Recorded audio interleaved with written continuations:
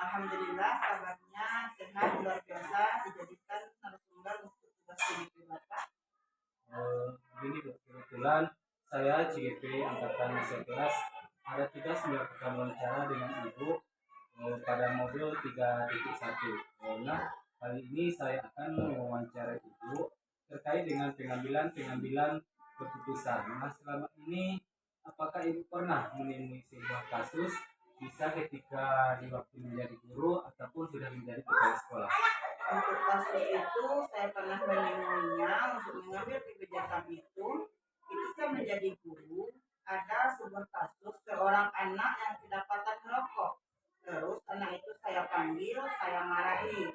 Terus di balik itu ternyata anak tersebut menyimpan masalah. Di mana masalahnya anak tersebut berasal dari keluarga broken home. Nah, keadaan seperti itulah yang menjadikan sebuah kebijakan bagi seorang pemimpin pembelajaran bagaimana mengambil keputusan. Tidak harus serta-merta kamu salah, tapi juga harus dinilai kenapa dia berbuat salah seperti itu.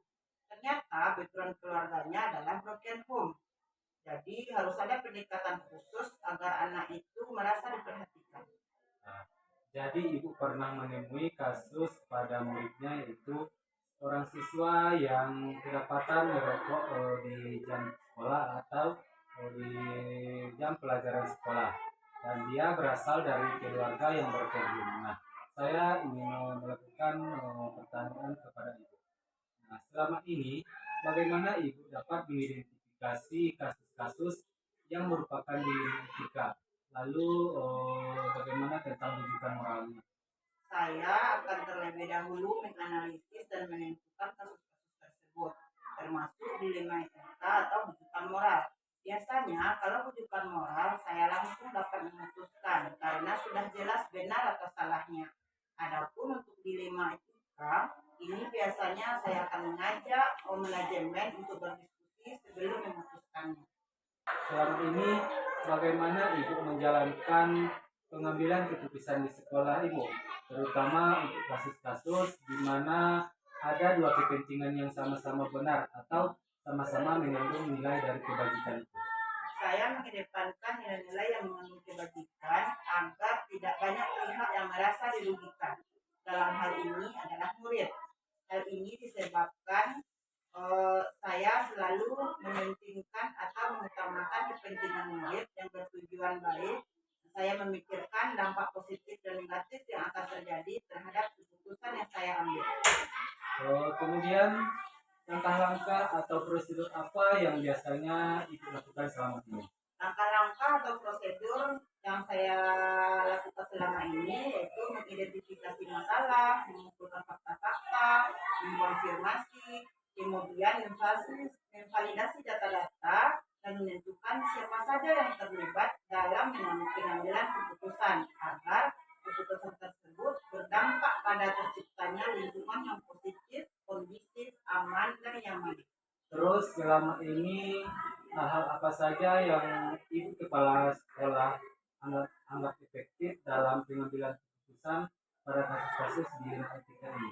Hal-hal yang saya anggap efektif dalam pengambilan keputusan pada kasus dilema etika ini adalah berkolaborasi dengan manajemen, diantaranya guru kelas, guru bidang studi, tenaga pendidik, serta orang tua.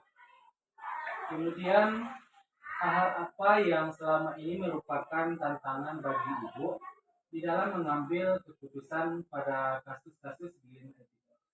Tantangan dalam mengambil suatu keputusan dilema etika adalah bagaimana saya dapat meyakinkan pihak lain bahwa keputusan yang saya ambil sudah berdasarkan langkah-langkah yang tepat, sehingga keputusan ini bisa diterima oleh semua pihak. Mensosialisasikan hasil keputusan kepada pihak lain agar lebih jelas dan transparan. Namun, memang keputusan apapun pasti akan ada saja kontra atau tidak melaksanakan keputusan yang saya putuskan. Kepada orang seperti ini, saya harus sabar dan berjiwa besar, serta mencoba memanggil dan berdiskusi dari hati ke hati agar orang tersebut dapat memahaminya dengan baik. Karena kasus dilema etika merupakan kasus yang sifatnya praktis kebenarannya. Seterusnya, apakah Ibu memiliki sebuah skala atau jadwal tertentu dalam sebuah penyelesaian kasus dilema etika? Apakah Ibu langsung menyelesaikannya di tempat atau memiliki sebuah jadwal untuk menyelesaikannya? Bentuk atau prosedur seperti apa yang kepala sekolah yang sedang jalankan?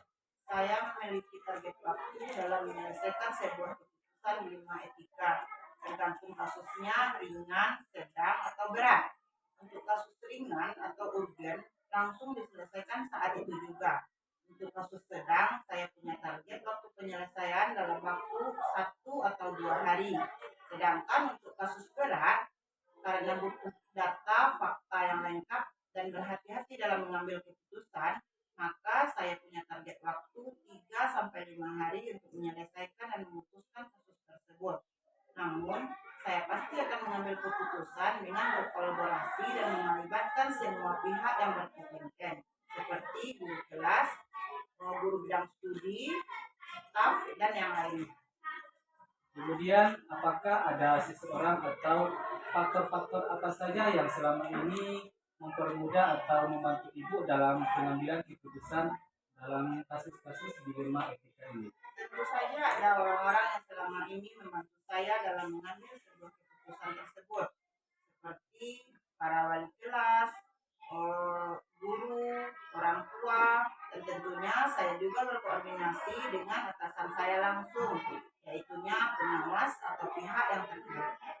Nah, dari semua hal yang telah disampaikan oleh Ibu, pembelajaran apa yang dapat Ibu petik dari pengalaman Ibu dalam mengambil keputusan di etika? Pelajaran yang dapat saya ambil banyak sekali.